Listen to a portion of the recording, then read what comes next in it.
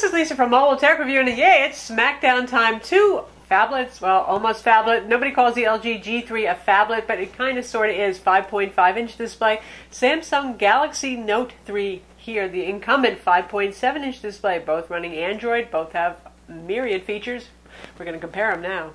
So here we are, living large and living a little larger. Neither of these is small phones. If you think the iPhone 5S is just the most awesome size in the world, this is not the comparison for you to watch. But if you don't mind big phones, well, one thing I'll say about the LG G3 is it's not wildly bigger than the Samsung Galaxy S5, which is a 5.1-inch phone, and it is a little bit smaller, as we see side by side right there, than the Galaxy Note 3, which is a 5.7-inch smartphone, one of the bigger ones on the market. Of course, there is the Samsung Galaxy Mega, if you want to live even bigger, but these guys are pushing the envelope for phones that most of us would carry around every day in terms of size.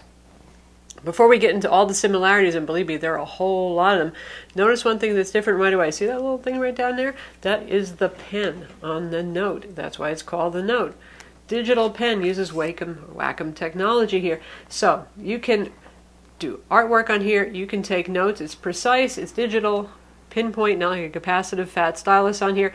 Palm rejection, that means you can rest your hand on the glass. So if that really floats your boat, then it's the Note 3 for you, because it's unique to the Note 3 between these two guys in terms of features. Now, what's the same on these? A whole lot of things are the same. 13 megapixel cameras that can shoot 4K video. Both running Android. A nominally Android KitKat 4.4. Our Note 3 on AT&T here is still running on 4.3. It's been a while since AT&T let loose on that update. Don't know why that is. But in theory, if you bought one now, you should get it with 4.4 in here. Same thing is installed on here. Both of these have customized UI. LG and Samsung actually do fairly similar things. They have the split window, multi-window, multitasking functionality. They use the front camera to keep an eye on you. Not like the Amazon Fire phone doing really spooky things, but just keeping an eye on you so they know that the screen should be on. Say if you're looking at the device, you don't like to have it to turn off when you're staring at it. Both of these run on Snapdragon quad-core CPUs. The Snapdragon 800 2.3 gigahertz is what is in our Samsung. 2.5 gigahertz Snapdragon 801 in the LG G3. There is not a huge difference between the 800 and the 801. Really, it's just a little bit faster video clock RAM, stuff like that. So they're pretty similar in terms of their scores on Quadrant. In terms of what they can do, it's not the most important thing. This LG G3 is the model that has 32 gigs of internal storage and 3 gigs of RAM. We have 3 gigs of RAM in our Galaxy Note 3. There'll be various configurations available for the LG G3. It depends on your carrier. There'll also be a 2 gigs of RAM and 16 gig model, so can't really compare those because there's multiple options available. Both have 2 megapixel front cameras, also similar. And they have removable backs with batteries inside that you can swap out, which is a real treat these days as smartphones tend to go unibody and all sealed inside. Both of these also have very high capacity batteries. 3,000 milliamps inside of our LG G3, 3,200 inside of the Note. Now here's where they start to diverge. If you look at this at first, it's very reminiscent of the HTC One M8 kind of design. It looks like unibody metal. It's plastic, but they did a very good job of making it not look so much like plastic. So it's kind of classy, it's kind of nice looking. And the Samsung, of course, they embrace their plastics. It's faux leather here with the fake stitching. We know about this. You probably watched the video review of this at some point. It's available in black or in white. It says, "I'm plastic. Hi, how are you?" Sides here are faux chrome. Kind of straight on the side. There's a taper on the LG. You know what that means? It means the LG feels nicer in the hand because it fits the curve of your hand. It also means it's easier to let it slide out and drop. Whoops. So the Samsung's straight edges are actually good for holding a grip. Now it is a bigger handful of a phone. And as we superimpose them, yet again, you can see the difference, not just in height, but there's a little difference in width as well. So something to keep in mind, if your hand size is just medium and you're already pushing it, probably the LG G3, given the curves, is going to feel nicer in your hand. This really requires a big mitt to hold on to. And here we can see what they look like with the back covers off and our removable batteries. And both of these use a stacked slot, micro SIM on the bottom and micro SD card slot up top, both compatible with high capacity cards, so you can store stuff on cards. You don't have to put everything on internal memory. Great place to put your videos, for example, and your photos that you shoot with the camera and your videos that you shoot with the camera. One thing that is different here is, notice the buttons on the back. LG loves doing that, and right here we have, you can see it even with the back off, the buttons are on the back for your volume and for your power. Now that's kind of up to you as to how you feel about that. I have never quite gotten used to it. I know some people can. They're tactile and all that sort of thing, but I always seem to hit the wrong thing. Samsung Galaxy has normal buttons on the side, well, like every other phone on the block. So got our volume controls right there. On the opposite side we have our power button. So again, that's up to you as to how you feel about that, how important that is to you. LG does fight back with a neat knock-on feature, something I really love, and now they even have knock-on with passcodes if you want to do that. So tap on it, you wake it up, swipe to unlock. So you actually don't have to use that power button very often. Okay, so let's get back to differences. The display. We have full HD display on the Galaxy Note 3, 1920 by 1080. Here we have a quad HD display, 2560 by 1440, so higher pixel density. Now let's get a little real here. Honestly, they're both extremely high pixel density phones. I don't think that any of us with normal eyes can really see pixels on either of these displays. They're both very nice, very sharp looking displays. I don't consider that a killer detail. I know it's real important for LG's marketing, and a lot of you are really excited by it, and hey, that's cool.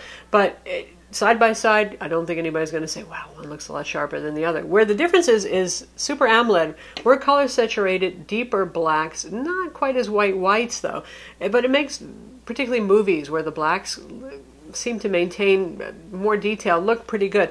This is an IPS display. IPS, everybody knows it and loves it. As IPS displays go, the viewing angle is not the best I've seen. It's not hideous though. And we'll tilt this one so you can see. You see it maintains a bit more viewability there. So that's something to keep in mind. Now where the LG pulls ahead, even though it's not one of the brightest IPS displays on the market by any means among smartphones, is it's more viewable outdoors. The Samsung Note 3, even on auto bright, which is where it can actually achieve its maximum brightness, if you have auto brightness turned on and you set the brightness to high, it's still kind of hard to see outdoors in bright sunlight. The LG is not super fantastical. It's not going to compete with the Samsung Galaxy S5 or the iPhone 5S for outdoor viewability, but it is more usable. So if you use your phone a lot outdoors, the LG might pull ahead for you. In terms of responsiveness and speed, you're looking at similar hardware in here, so it does everything pretty much the same. So we've got slightly customized UIs here. And because Samsung and LG are doing so much of the same things in terms of UI, it's funny, their customizations actually look a whole lot the same too. Now, even though we're not on the latest generation here of Android, we still have the 4.3, but the UI really hasn't changed much for Samsung's TouchWiz overlay.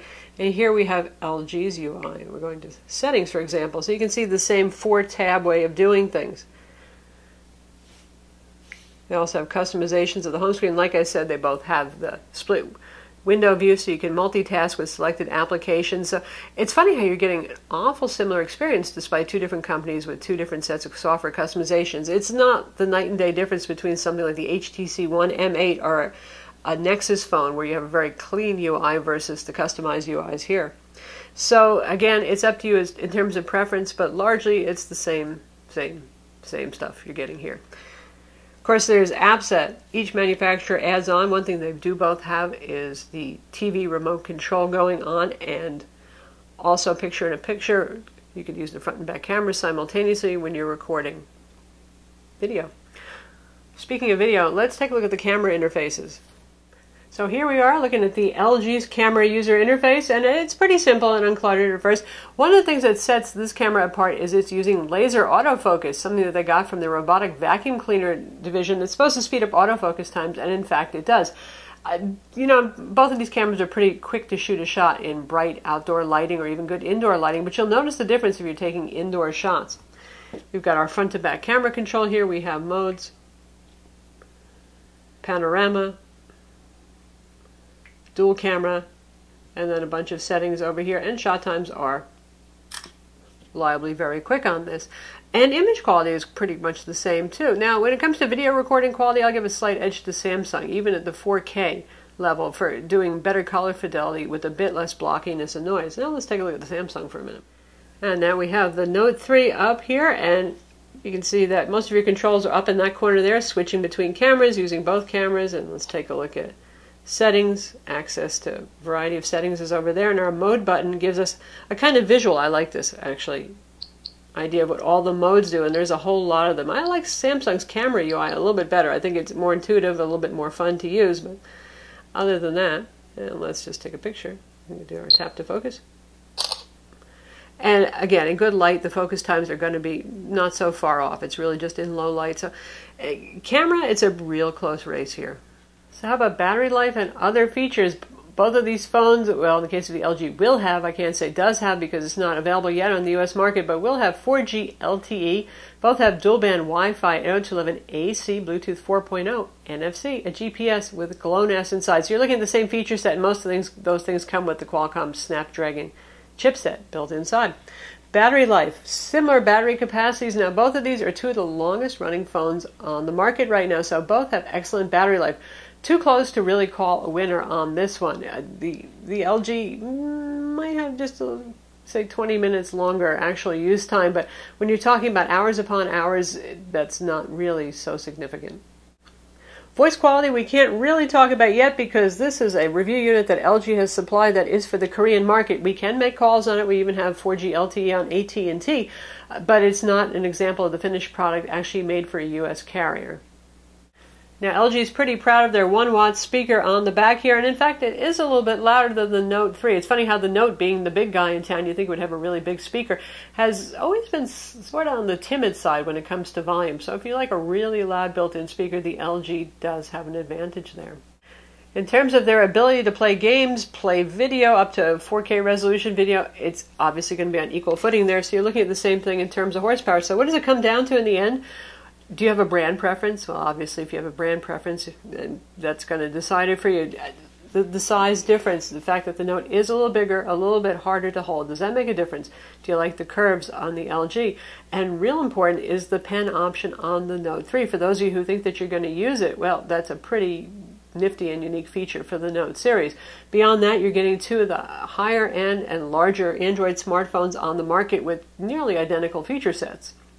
And for those of you who are the cutting edge, we love our specs types, the fact that this has such a super duper high resolution display, the LG G3 certainly puts it ahead, and it has a slightly newer generation of the Snapdragon CPU and chipset inside. So it's the new kid on the block. The Samsung Galaxy Note 3 has been out for a while, so well, there's that. The LG G3 has that slightly more cutting edge new guy in the block feel. So that's the Samsung Galaxy Note 3 versus the LG G3. The LG G3, as of this filming, is not available yet. It should be available soon, like I said, on every major carrier, and they're both fabulous phablets, aren't they? They both have really similar features. They're both very good phones. So here it is. You're going to be frustrated, I know, but you know, there's no clear winner here. It depends on what you need, and hopefully the things we've covered have helped you figure out. I'm Lisa from Mobile Tech Review. Be sure to visit our website for the full review of each of these phones, watch our video reviews, and subscribe to our YouTube channel.